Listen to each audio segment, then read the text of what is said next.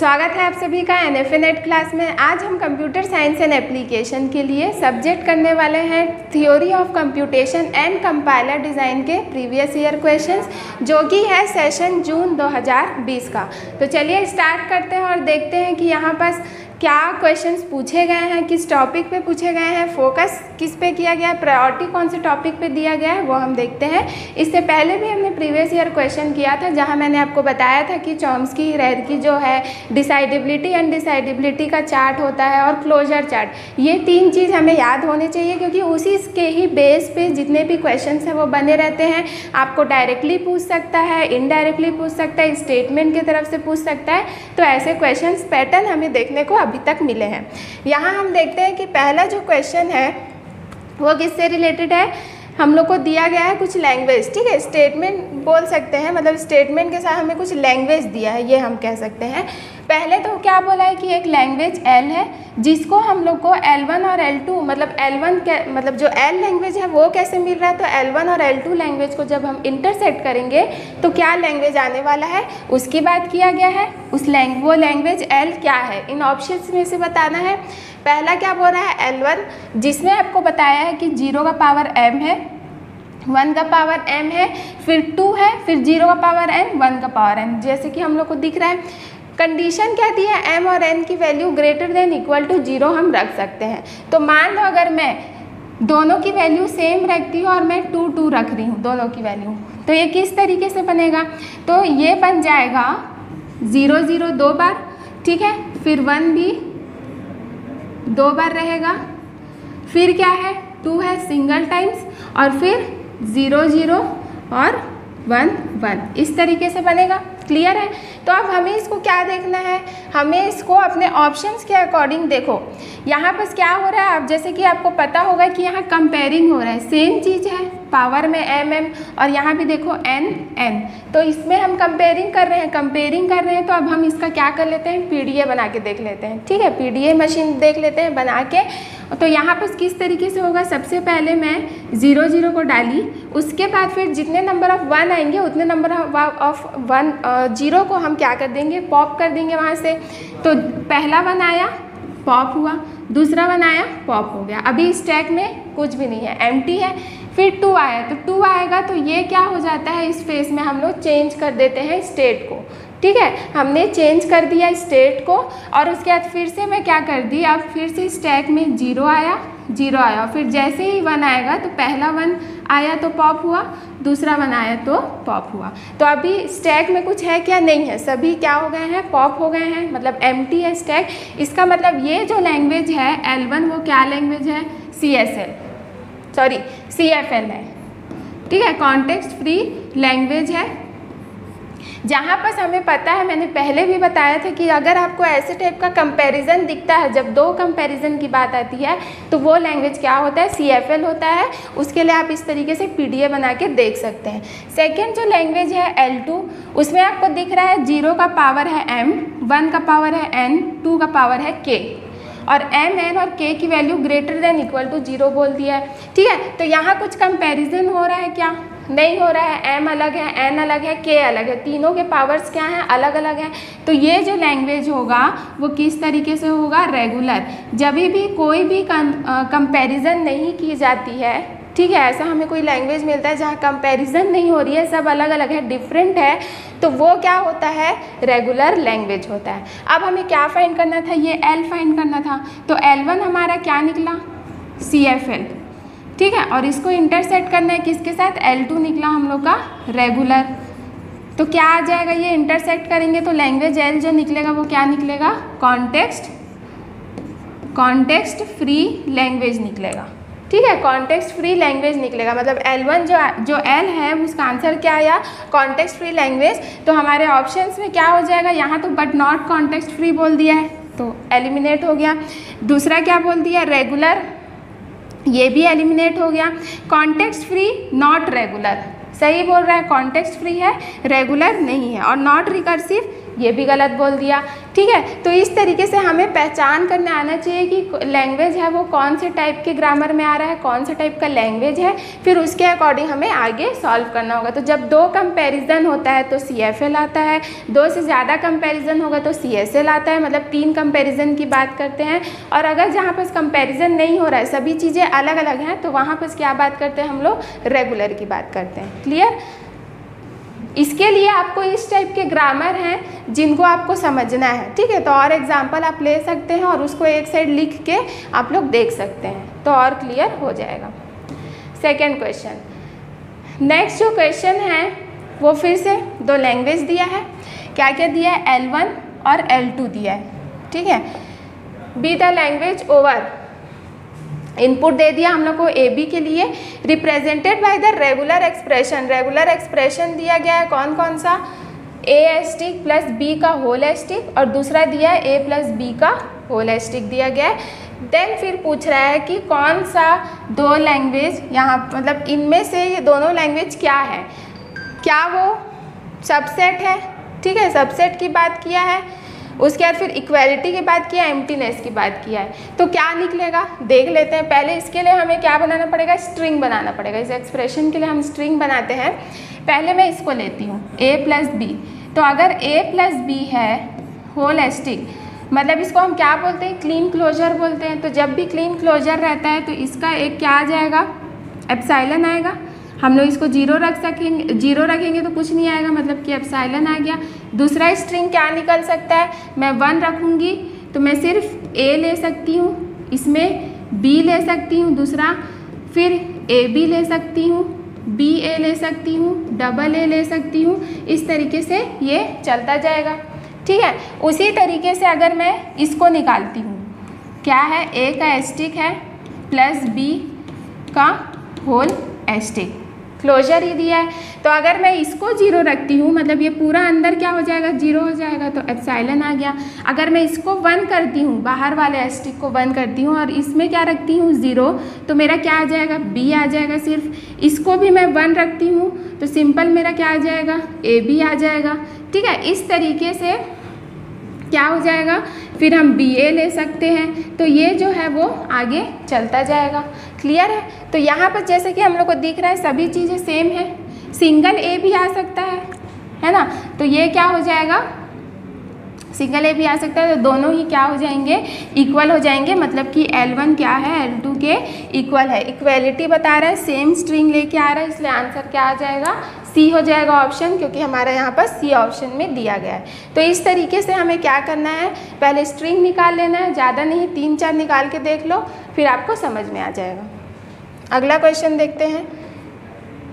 Next जो question है statement के लिए पूछा है, कौन सा स्टेटमेंट सही है उसकी बात किया है। ठीक है, अब यहाँ पर देखो क्या क्या की बात किया गया है, इंटरसेक्शन की बात किया गया है और कॉम्प्लीमेंटेशन की बात किया गया, इंटरसेक्शन, यूनियन। ठीक है, इस तरीके से बात किया गया है। तो सबसे पहला ऑप्शन क्या बोल रहा है, the intersection of 2 context free language is context free. कैसे सॉल्व होगा, तो इसके लिए आपको जो क्लोजर चार्ट होता है, क्लोजर टेबल, क्लोजर प्रॉपर्टी का टेबल, वो हमें याद रखना है। Intersection property context free language के लिए क्लोज्ड नहीं होता है। क्लियर है, कॉन्टेक्स्ट फ्री लैंग्वेज के लिए क्लोज नहीं होता है, वहाँ नो लिखा रहता है। इसको सॉल्व करने के बाद या फिर पहले हम उसी को देख लेते हैं अपना टेबल को। ये रहा टेबल।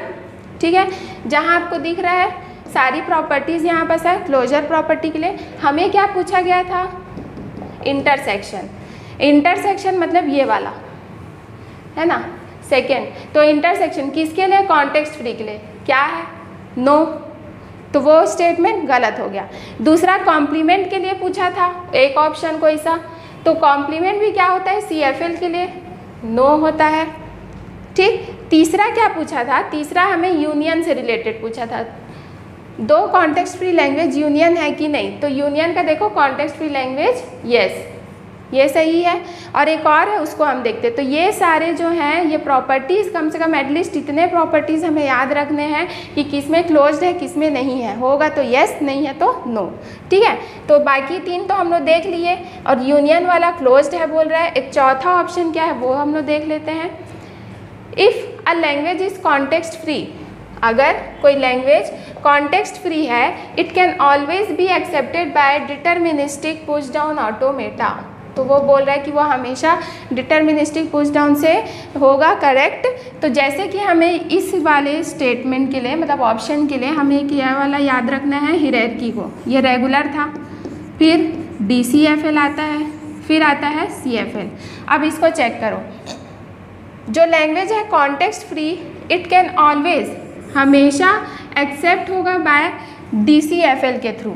ये DCFL में ही आएगा, डिटर्मिनिस्टिक पुश डाउन ऑटोमेटा उसी का मशीन है।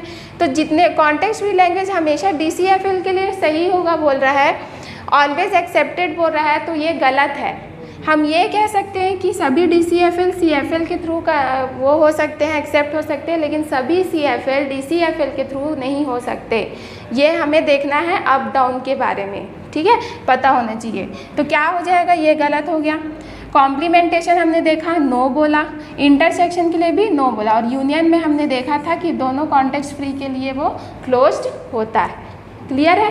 तो ये कुछ स्टेटमेंट वाइज है, जैसे कि मैंने बोला था डायरेक्टली पूछ सकता है, इनडायरेक्टली पूछ सकता है, तो इसलिए हमें ये याद रखना है।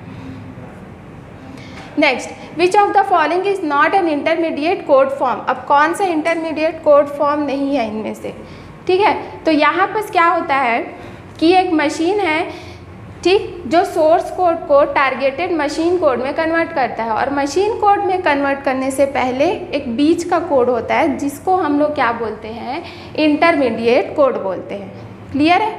Intermediate code. तो इनमें से कौन सा नहीं होता, तो यहाँ पर इंटरमीडिएट कोड सिंटैक्स ट्री होता है, 3 एड्रेस कोड के अंदर 3 एड्रेस कोड होता है, और पोस्टफिक्स नोटेशन होता है। क्वाड्रेपल्स नहीं होता है, ठीक है।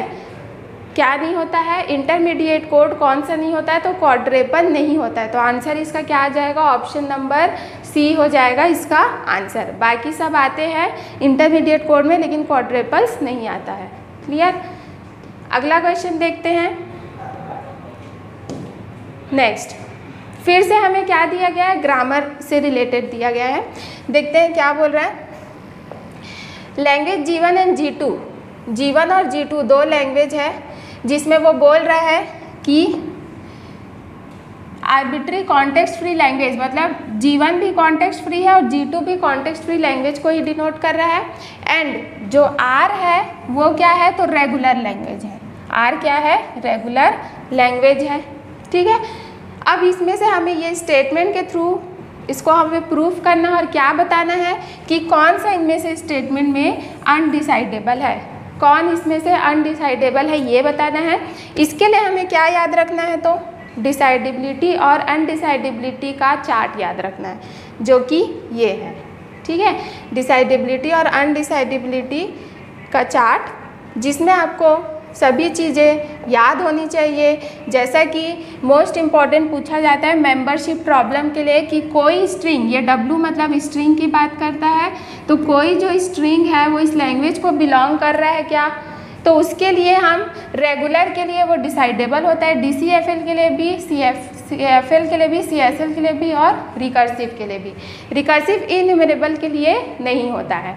वैसी एम्प्टीनेस प्रॉब्लम, तो हमें ये जो डिनोशन है इसका, जिससे वो डिनोट कर रहा है, ठीक है, सिंबल्स, वो सारी चीज़ें भी हमें याद रखना है, क्योंकि वो लिख के नहीं देगा हमें, इस तरीके से हमें दे देगा, सिंबल्स दे देगा, फिर ये क्या है वो हमें पहचानना, और उसके बाद फिर हमें ये भी याद रखना है कि कौन सा डिसाइडेबल होगा किसके लिए और कौन सा अनडिसाइडेबल। उसी तरीके से एम्प्टीनेस के लिए बताया गया है, कहाँ तक डिसाइडेबल है, CFL तक, फिर तीनों के लिए अनडिसाइडेबल। फिर कंप्लीटनेस के लिए बताया गया है ये, इसके लिए हम लोग एस्टिक इस तरीके से बताया जाता है, ठीक है। डिसाइडेबल सिर्फ 2 के लिए, बाकी सब के लिए अनडिसाइडेबल। नेक्स्ट फिर इक्वालिटी, तो ये भी 2 के लिए डिसाइडेबल है। एम्बिगुअस, तो 2 के लिए डिसाइडेबल है। इस तरीके से सबसेट, तो सिर्फ 1 के लिए है, बाकी सब के लिए अनडिसाइडेबल। और ये इंटरसेक्शन विथ एम्प्टीनेस, तो ये भी डिसाइडेबल है, सिर्फ 1 के लिए, बाकी के लिए अनडिसाइडेबल। फाइनाइटनेस 3 के लिए डिसाइडेबल है, CFL तक, बाकी के लिए अनडिसाइडेबल। तो इस तरीके से हमें याद रखना है। पीछे देखते हैं हमारे स्टेटमेंट्स क्या बोले गए हैं। सबसे पहला इक्वालिटी की बात किया गया है, ठीक है। किसकी बात की गई है? इक्वालिटी की बात की गई है। और G1 और G2 किसको डिनोट कर रहे थे? तो G1 और G2 दोनों ही CFL को डिनोट कर रहे थे, मतलब इस तरीके से। क्या दोनों इक्वल होंगे? हमने अभी देखा इक्वालिटी प्रॉब्लम में वो कहाँ डिसाइडेबल किसके लिए नहीं है? CFL के लिए डिसाइडेबल नहीं है, ठीक है, अनडिसाइडेबल है। नेक्स्ट ये सबसेट की बात कर रहा है, ठीक है, इस तरीके से। तो G1 और G2 कॉन्टेक्स्ट फ्री लैंग्वेज क्या एक दूसरे के सबसेट होते हैं? इस तरीके से पूछ रहा है, तो नहीं होता। ये भी क्या होगा? अनडिसाइडेबल होगा। सही बोल रहा है, ए वाला भी सही बोल रहा था। LG1 इक्वल्स टू R, क्या कॉन्टेक्स्ट फ्री लैंग्वेज रेगुलर है? कॉन्टेक्स्ट फ्री लैंग्वेज रेगुलर है क्या? नहीं होता है, ठीक है, वो भी क्या होगा? अनडिसाइडेबल होगा। मतलब ऑप्शन क्या आ जाएगा? A, B और C, जो तीनों ही क्या है? अनडिसाइडेबल है। और ये तीनों ही बोल रहा है कि ये सभी अनडिसाइडेबल है, ठीक है, क्लियर। नेक्स्ट क्वेश्चन देखते हैं। अगला जो क्वेश्चन है वो हमें लैंग्वेज दिया है, और कौन सा है इस लैंग्वेज में से कौन सा रेगुलर लैंग्वेज है, इसकी बात किया गया है, ठीक है। इतने स्टेटमेंट 3 लैंग्वेज दिए गए हैं, इन लैंग्वेज में से कौन सा रेगुलर वाला वो है लैंग्वेज है वो बताते हैं हमें। तो रेगुलर कैसे पहचान करेंगे? जब उसका ऑटोमेटा बन जाए, ठीक है, फाइनाइट ऑटोमेटा बन जाए, NFA DFA कोई सा भी, लेकिन ऑटोमेटा बनेगा तो फिर वो क्या होगा? रेगुलर होगा। तो सबसे पहले तो हमें इसको स्ट्रिंग के फॉर्मेट में लेके आना पड़ेगा। अब ये A का पावर Z है, फिर Z का पावर Z है, और Z क्या बोल दिया? इंटीजर। मान लो मैं Z की वैल्यू लेती हूँ 0, तो पूरा क्या हो जाएगा? 0 हो जाएगा, मतलब कि क्या आया? Epsilon, clear. फिर अगर मैं 1 लेती हूँ तो 1 लूँगी तो 1 का पावर 1 कितना आएगा? 1 ही रहेगा, तो सिंगल A आया। मैं 2 लूँगी तो ये 2 और ये 2, तो 2 का पावर 2 4, मतलब A का पावर 4 टाइम्स A आएगा, ठीक है। फिर मैं 3 लूँगी तो 3 का पावर 3 यानी 27, तो A कितने टाइम्स आएगा? 27। इस तरीके से हम आगे और वैल्यूज़ ला सकते हैं, इतने में हमारा काम हो जाएगा, लेकिन ठीक है। अब मुझे बताओ कि क्या इसके लिए ऑटोमेटा बन सकता है? नहीं बन सकता।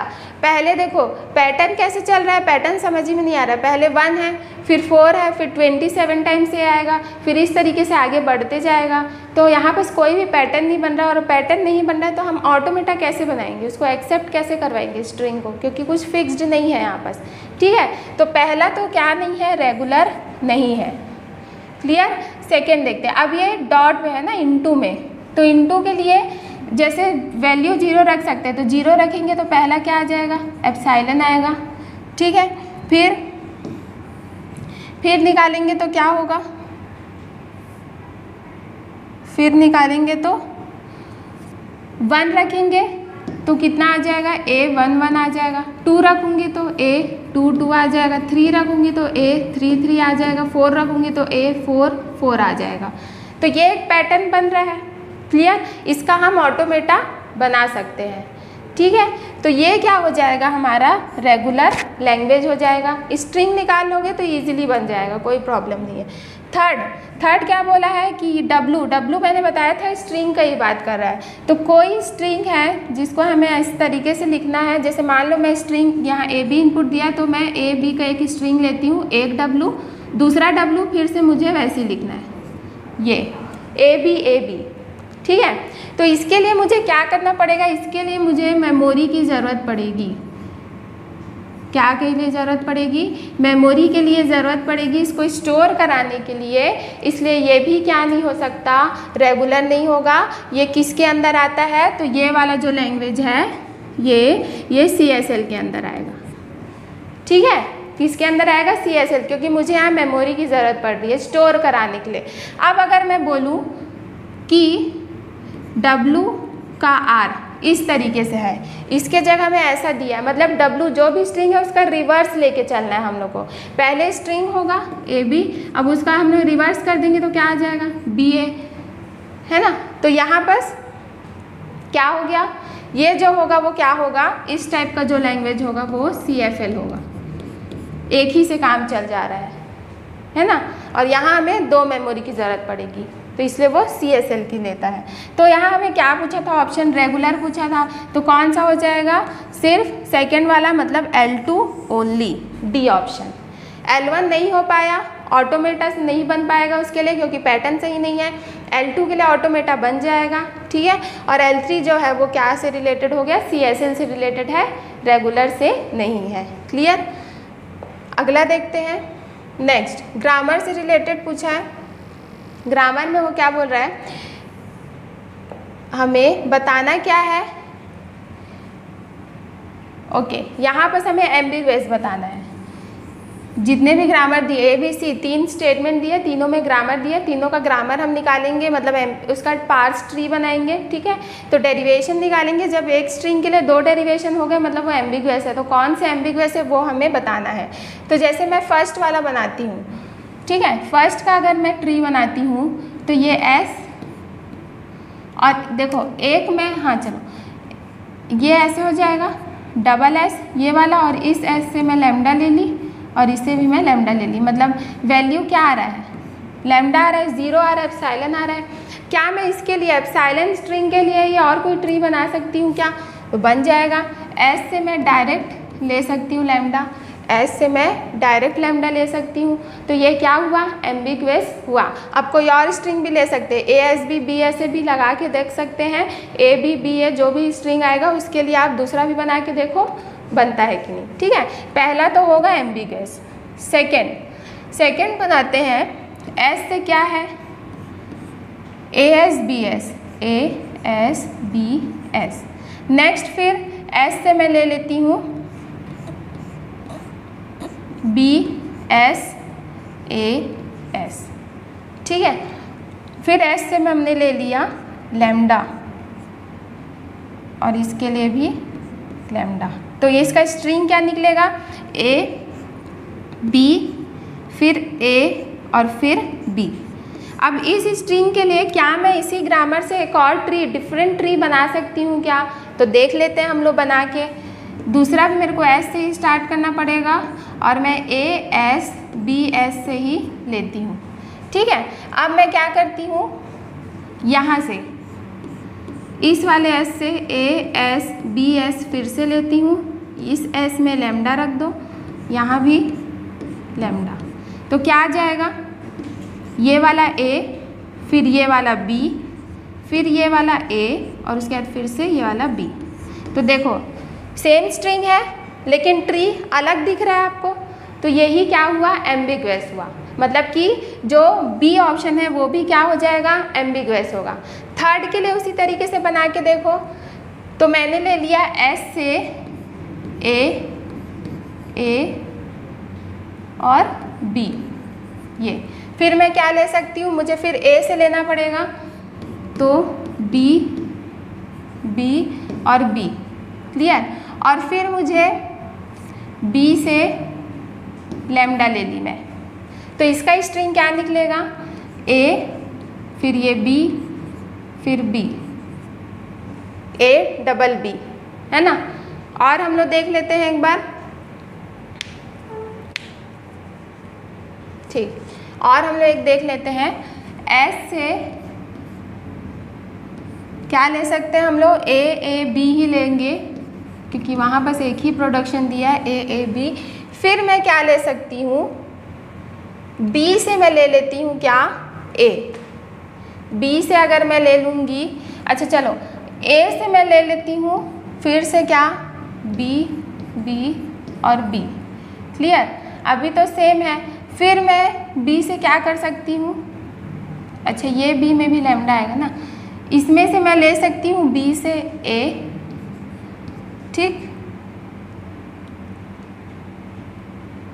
B से A, फिर A से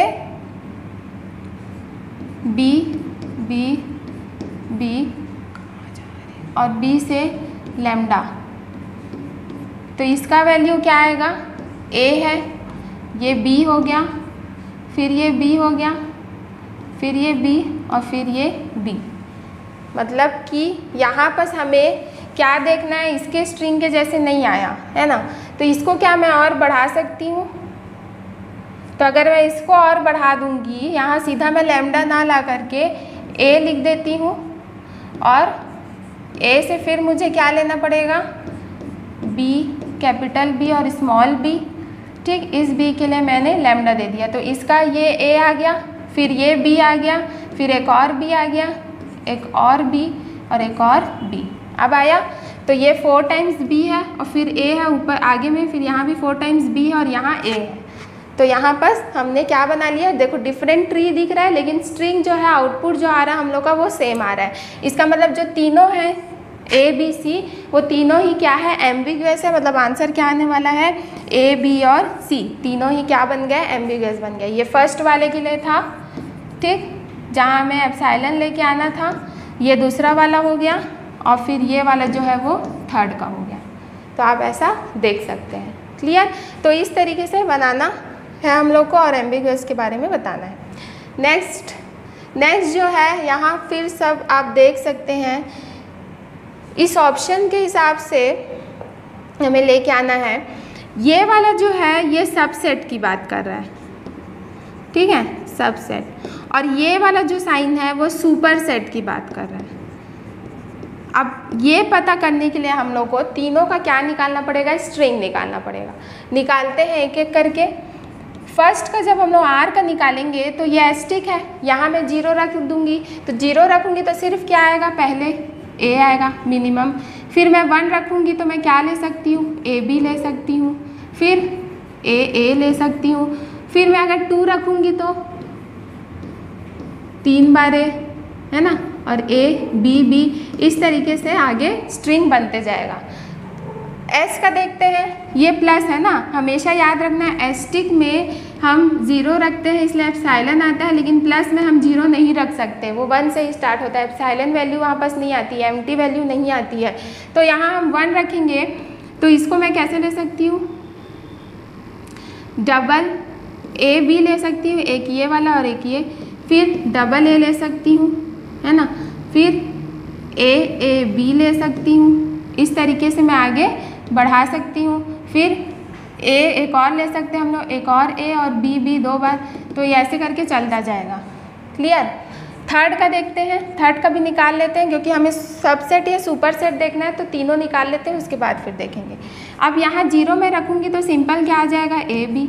फिर मैं 1 रखूँगी तो डबल ए बी, 2 रखूँगी तो ट्रिपल ए बी। इस तरीके से ये आगे बढ़ते जाएगा। अब देखो यहाँ पर स्ट्रिंग है सिंगल ए वाला, बाकी A B A triple A, इस तरीके से। यहाँ देखो सेकेंड वाले में ए बी से स्टार्ट हुआ है, फिर सेम है, बस क्या नहीं है इसमें, ए नहीं है। मतलब बड़ा कौन सा हुआ, आर हुआ, ठीक है। सबसे पहले आर, फिर उसके अंदर क्या आया, आर के अंदर एस, ठीक है, आर के अंदर एस, इस तरीके से आया। अब यहाँ पर देखो क्या बात करना था, यहाँ पर हम लोग को, हाँ, यहाँ पर देखो, यहाँ पर ए बी है, डबल ए बी है, ट्रिपल ए बी है, ए बी है, डबल ए बी है, ट्रिपल ए बी, इस तरीके से चलता जाएगा। पर क्या नहीं है, डबल ए नहीं है ना। तो ए की स्ट्रिंग एस में ज़्यादा हुआ टी से, तो फिर अब कौन आ जाएगा, एस में ज़्यादा हुआ टी से, मतलब टी इसका सब पार्ट बन गया। तो सबसे पहले कौन आएगा, सुपर सेट। आर जो है वो क्या है, सुपर सेट हो गया। तो ये देखो एल आर, और सुपर सेट मतलब कि ये वाला साइन, तो एल आर बड़ा है किससे, एल एस से, फिर एल एस बड़ा है किससे, एल टी से। ये सुपर सेट का साइन है। तो आंसर क्या आ जाएगा, ऑप्शन नंबर 2, है ना। स्ट्रिंग ज़्यादा किस में था, सबसे ज़्यादा आर में था, फिर उसी का ये आधा उठा के लाया, मतलब सिंगल ए को हटा दिया, और फिर बाकी सारी चीज़ें सेम है, तो उसके अंदर आ गया कौन, एस। फिर एस के अंदर कौन आएगा, तो टी, क्योंकि यहाँ पास ए भी नहीं है और डबल ए भी नहीं है। इस वाले लास्ट वाले स्ट्रिंग में ए भी नहीं है, सिंगल है, और डबल ए भी नहीं है, बाकी सबसे स्टार्ट है, ठीक है। तो आंसर क्या आ जाएगा, सेकेंड। अगला देखते हैं, स्टेटमेंट वाइज है। यहाँ क्या बोल रहा है, द प्रॉब्लम इज, ठीक है, द प्रॉब्लम इज, ये इंटरसेक्शन बोल रहा है, ठीक है, intersection L1 intersection L2 equals to emptiness की बात कर रहा है, is undecidable for context free language L1 and L2। L1 और L2 दोनों ही कॉन्टेक्स्ट फ्री लैंग्वेज है, उनका इंटरसेक्ट करेंगे तो एम्प्टीनेस आएगा, 5 वैल्यू आएगी, तो वो बोल रहा है कि अनडिसाइडेबल है। सही बोल रहा है, हमने डिसाइडेबिलिटी अनडिसाइडेबिलिटी चार्ट में देखा है, आप भी देख सकते हैं। सेकेंड स्टेटमेंट, कोई स्ट्रिंग है जो बिलोंग कर रहा है इस लैंग्वेज में, ठीक है। अब वो लैंग्वेज क्या है, तो कॉन्टेक्स्ट सेंसिटिव है, और इसके लिए ये क्या था, ये कौन सा प्रॉब्लम था, मेंबरशिप प्रॉब्लम। मेंबरशिप प्रॉब्लम जो डिसाइडेबिलिटी अनडिसाइडेबिलिटी के चार्ट में सबसे फर्स्ट नंबर पे है, वो सभी के लिए क्या है, डिसाइडेबल है ना। रिकर्सिव इनन्यूमरेबल के लिए अनडिसाइडेबल, तो ये बता दिया है डिसाइडेबल है, मतलब ये भी सही बोल रहा है। तो ऑप्शन 1 आएगा, statement 1 and second both are true. Clear, ठीक है। तो ये इतने क्वेश्चंस थे जो जून 2020 में पूछे गए थे, टोटल 9 क्वेश्चन, जहाँ से हमने देखा कि हायरार्की से भी रिलेटेड था, बीच में क्लोजर प्रॉपर्टी के चार्ट से भी रिलेटेड था, डिसाइडेबिलिटी अनडिसाइडेबिलिटी से भी रिलेटेड था। तो ये जो 3 चीज़ है, मैं जब से TOC स्टार्ट की हूँ मैंने आपको हमेशा बोला है कि ये जो 3 चीज़ है वो तो हमें याद रखने ही हैं, साथ में आपको लैंग्वेज पहचान करने आना चाहिए, क्योंकि वही हमें पता चल पाएगा। 2 कंपैरिजन है तो CFL, 3 कंपैरिजन है तो CSL, और कोई भी कंपैरिजन नहीं है तो रेगुलर, इस तरीके से, ठीक है। और उसमें कैसे स्ट्रिंग निकालते हैं, प्लस एम्बिगुअस किसे कहते हैं, ये सारी चीज़ें भी हमें पता होना चाहिए। तो TOC बहुत ही इजी बन जाता है और हमें अच्छा भी लगने लगता है। तो आज का सेशन हम यहीं ख़त्म करते हैं। आज का वीडियो आपको पसंद आया होगा तो लाइक, शेयर, कमेंट और सब्सक्राइब करना ना भूलें। Thank you.